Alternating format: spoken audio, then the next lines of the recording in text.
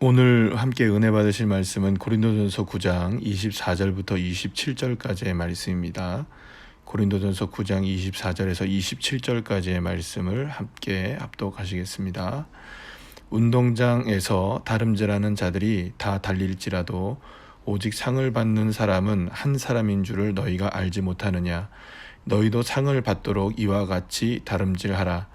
이기기를 다투는 자마다 모든 일에 절제하나니 그들은 썩을 승리자의 관을 얻고자 하되 우리는 썩지 아니할 것을 얻고자 하노라.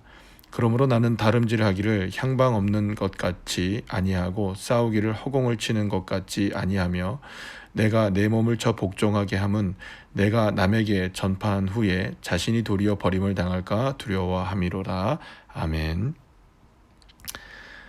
오늘은 지금 그 태풍 마이삭의 영향으로 지금 방어동 전체가 울산 전체 이 지역이 그 정전이 되고 또 그래서 지금 생방송으로 실시간으로 그 영상 예배를 함께 공유하지 못해서 급하게 지금 그 집에서 녹음을 하여서 여러분들과 함께 지금 이 새벽에 말씀을 나누려고 합니다. 어떻게 그 지금 태풍이 지나가고 나서 좀 괜찮으실지 모르겠습니다. 바람이 굉장히 강하고 비도 많이 내리고 여러 가지가 있었는데 정말 밤새 여러분들 안녕하신지 모르겠습니다. 모두가 다 건강하실 줄로 믿습니다. 오늘 우리가 함께 나눈 말씀은 이제 그 사도 바울이 우리에게 분명한 목적을 갖는 것이 굉장히 중요하다는 것을 말씀해 주고 있습니다. 사실은 목적이 있는 사람은 결코 무너지지가 않습니다. 중요한 것은 목적이 사람을 이끌어 간다는 것이죠. 그런 예도 있습니다. 거지는 절대로 죽지 않는다라는 얘기가 있죠. 왜 그러냐 하면 거지는 먹고 살아야 하기는 이런 그 목적을 갖고 있기 때문입니다. 그러니 어떻게든 살려고 하겠죠. 그래서 먹고 살려는 목적이 분명한 사람은 먹고 살게 되는 것입니다. 그러니까 거지는 결코 죽지 않는다는 이야기가 있는 것이죠. 사랑하는 여러분, 지금 저와 여러분에게 필요한 것은 사실은 목적을 분명히 하는 것이라고 말할 수가 있습니다.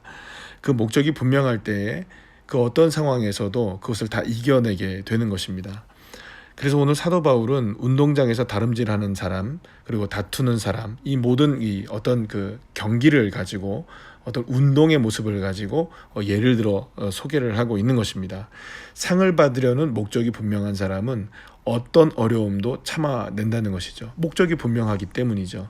그리고 그 목적을 이루기 위해서는 분명히 향방 없는 것 같지 아니하고 허공을 치는 것 같지 아니하는, 그러니까 방향성이 분명한 사람이 된다는 것입니다. 그러니까 결국에는 믿음의 생활도 똑같다는 것이죠. 어떤 목적을 갖고 있느냐, 어떤 방향성을 갖고 있느냐에 따라서 그 방향성이 분명하고 목적이 분명하다면은 그 어떤 상황도 다 이겨낼 수 있게 된다는 것입니다.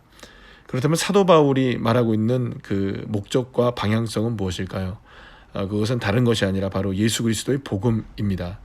예수 그리스도의 복음으로 자신의 목적이 되어지고 예수 그리스도의 복음이 자신의 방향이 되어지기 때문에 그 어떤 것도 내가 가지고 있는 모든 것들을 다 쳐서 복종시킬 수 있고 내려놓을 수가 있고 그 다음에 견디며 이겨낼 수 있게 된다는 것입니다.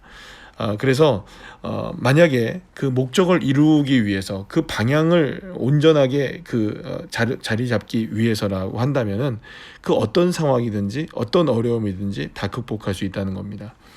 예를 들어서 어떤 그 올림픽에 나가는 운동선수가 있다고 생각한다면 그 운동선수가 금메달 따기 위해서 최선의 노력을 다 할 것입니다. 때로는 어떤 체급을 맞추기 위해서 몸무게를 조절하게 될 것이고요. 또 어떤 경우에는 근육을 만들기 위해서 최선의 노력을 다 할 것입니다.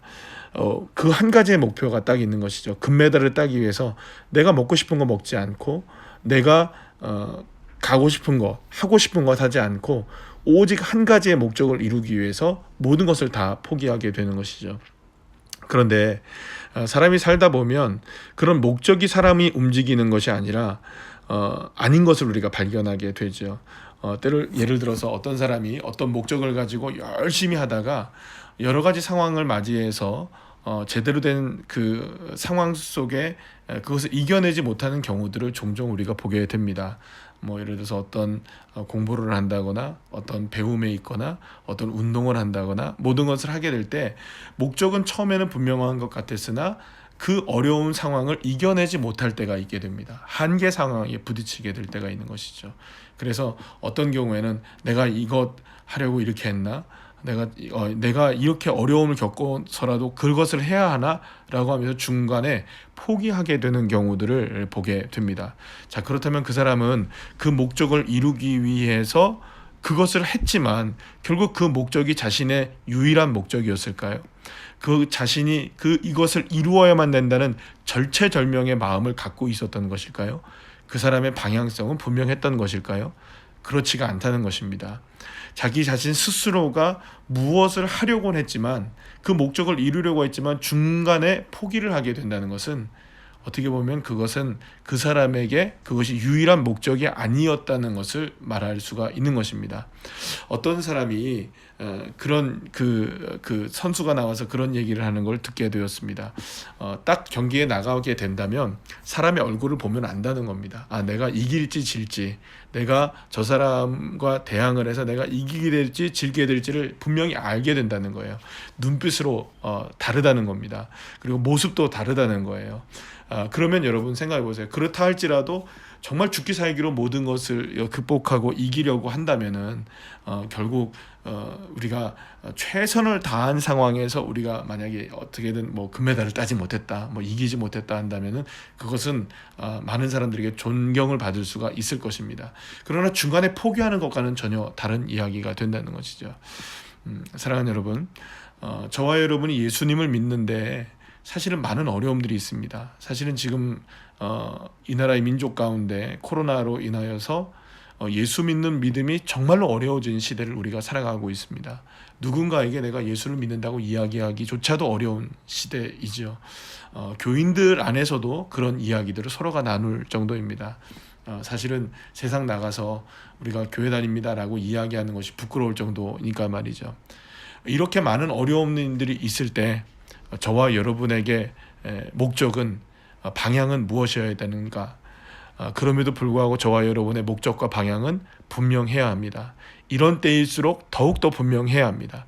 때로는 실패하는 그 순간에, 때로는 어려워진 그 순간에, 때로는 마음 아파진 그 순간에, 그래서 염려하고 근심할 수밖에 없는 그 순간에 오히려 나의 목적과 방향성은 오직 예수를 향해서 있다면, 바로 그 방향성과 목적을 분명하게 끝까지 붙잡는다면 결국에는 우리는 승리를 하게 될 것입니다. 왜냐하면 목적과 방향이 분명하기 때문이죠.